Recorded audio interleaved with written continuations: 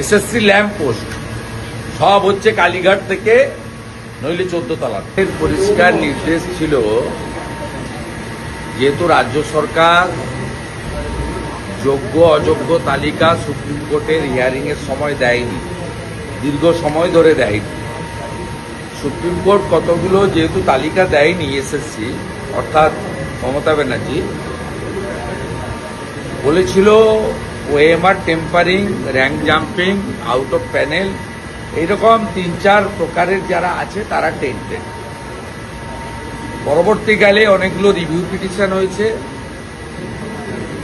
এবং অনেক রাজ্য সরকারও গেছিল, সেখানে পরিষ্কার বলে দিয়েছিল সুপ্রিম কোর্ট সব রিভিউ পিটিশনকে খারিজ করে যে এই ক্যাটাগরিতে যারা পড়ছে দে আর টেন্টেড এবং এরা কেউ অ্যাপ্লাইও করতে পারবে না, পরীক্ষায় বসতে পারবে না, বাকিরা বসবে। কিন্তু ফাইনালি সুপ্রিম কোর্টের যে কয়েকদিন আগের নির্দেশ যে 2 তারিখের মধ্যে তালিকা প্রকাশ করতে হবে, তাতে অনেকগুলো জিনিস সামনে চলে এলো। একটা হচ্ছে নির্বাচিত সরকার, যে সরকার বেকারদের কর্মসংস্থান, স্বচ্ছতা, সংবিধান মেনে কাজ করার কথা বলে এসেছে, সে 1804 হোক আর যাই হোক, একটা চাকরিও কোনো নির্বাচিত সরকার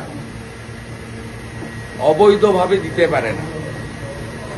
আজকে গোটা ভারতবর্ষ দেখল যে মমতা বন্দ্যোপাধ্যায় সরকার অবৈধভাবে চাকরি দিয়েছে এবং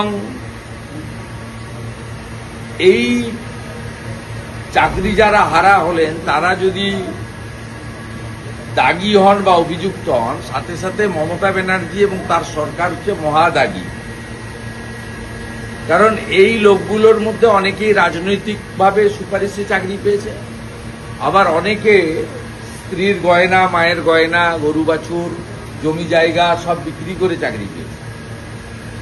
স্বাভাবিকভাবে এরা যদি দাগী হয়ে থাকেন, হয়তো দাগী সুপ্রিম কোর্টের ভাষায়, তাহলে মহাদাগী হচ্ছে মমতা বন্দ্যোপাধ্যায়ের সরকার।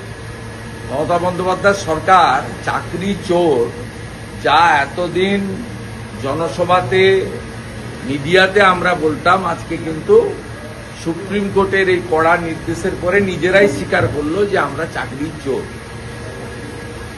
এবং যেহেতু এসএসসির হাত থেকে ক্ষমতা কেড়ে নিয়ে পার্থ চ্যাটার্জি, এসপি সিনহার নেতৃত্বে আলাদা কমিটি করেছিলেন, তাই সম্পূর্ণ দায়ভারটা রাজ্যের মুখ্যমন্ত্রী মমতা ব্যানার্জির উপরেই বর্তায়। দ্বিতীয়ত, এই তালিকা অসম্পূর্ণ, কারণ এই তালিকায় অ্যাড্রেস নেই, স্বামীর নাম বা বাবার নাম নেই,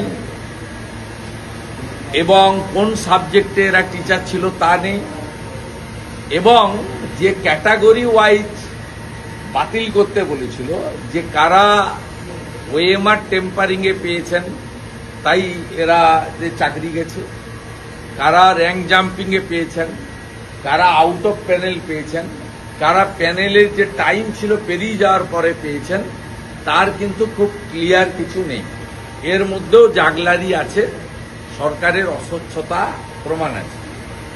তৃতীয়ত, এই যে এসএসসির এক্সাম 7 তারিখে হওয়ার প্রস্তুতি চলছে, সুপ্রিম কোর্টের নির্দেশ, ডিভিশন বেঞ্চের নির্দেশের পরেও 1400টা অ্যাডমিট কার্ড বাতিলের মধ্য দিয়ে প্রমাণ হয়েছে যে টেন্টেড লোকেদের সুপ্রিম কোর্টের নির্দেশকে বুড়া আঙুল দেখিয়ে অ্যাপ্লাই করার সুযোগ শুধু দিয়েছে তা নয়, অ্যাপ্লাই করতেই পারে, অনলাইন পোর্টাল খোলা আছে। অ্যাডমিট কার্ডটা ইস্যু কে করেছে? অ্যাডমিট কার্ড ইস্যু করছে উচ্চশিক্ষা দপ্তর, এসএসসি।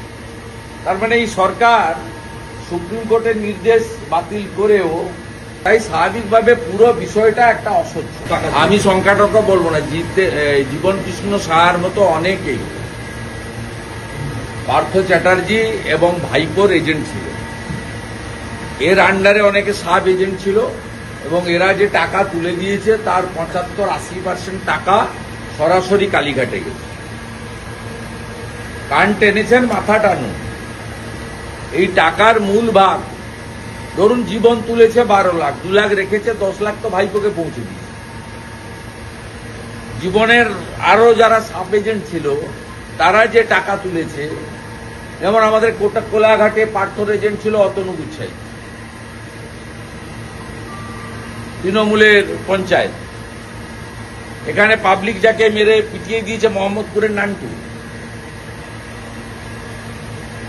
ওপাশে মোহনপুরের কালীপদপতি, এবং অসংখ্য মারা গেছে এমএলএ তাপস সাহা। এরা সব এজেন্ট ছিল।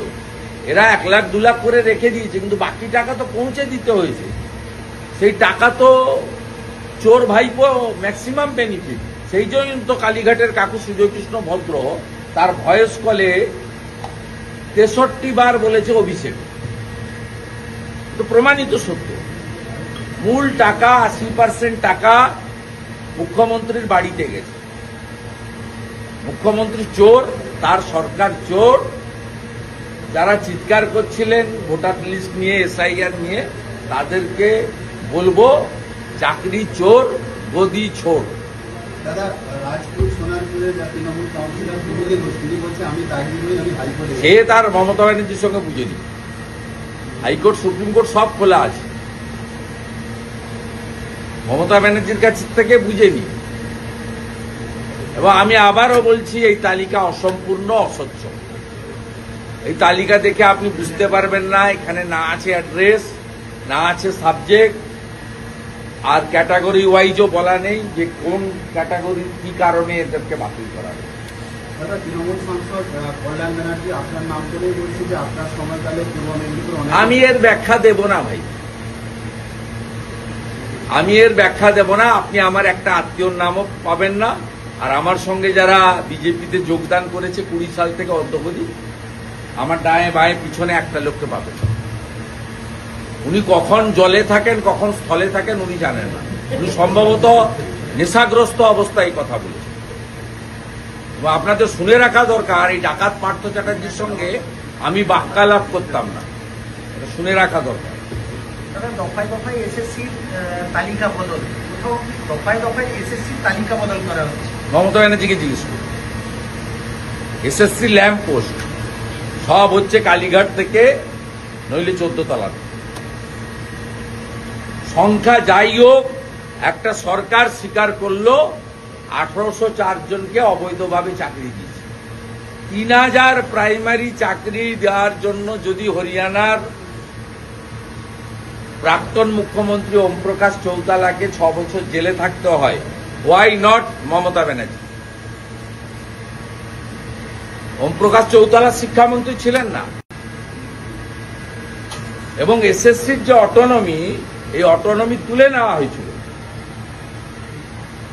আপনি এসএসসিকেও দায়ী করতে পারবেন না, কারণ এসপি সিনহার নেতৃত্বে আর এসএসসির যে 5টা রিজিওনাল অফিস ছিল, মালদা, শিলিগুড়ি, বাঁকুড়া সব মিলে, পার্থ এসে 13 সালে এসে সব এসএসসি রিজিওনাল অফিস তুলে নিয়ে সেন্ট্রালি করে দিয়েছিল বিকাশ ভবন। যারা শিক্ষামন্ত্রী ছিলেন না। এবং এসএসসির যে অটোনমি, এই অটোনমি তুলে নেওয়া হয়েছিল। আপনি এসএসসিকেও দায়ী করতে পারবেন না, কারণ এসপি সিনহার নেতৃত্বে আর এসএসসির যে 5টা রিজিওনাল অফিস ছিল, মালদা, শিলিগুড়ি, বাঁকুড়া সব মিলে, পার্থ এসে 13 সালে এসে সব এসএসসি রিজিওনাল অফিস তুলে নিয়ে সেন্ট্রালি করে দিয়েছিল বিকাশ ভবন, যাতে ভাইপো পার্থ, কালীঘাটের কাকু ওইখানেই সব হয়ে যায়। এবং ম্যাক্সিমাম অ্যাপয়েন্টমেন্ট দেখবেন করোনার সময় করেছে।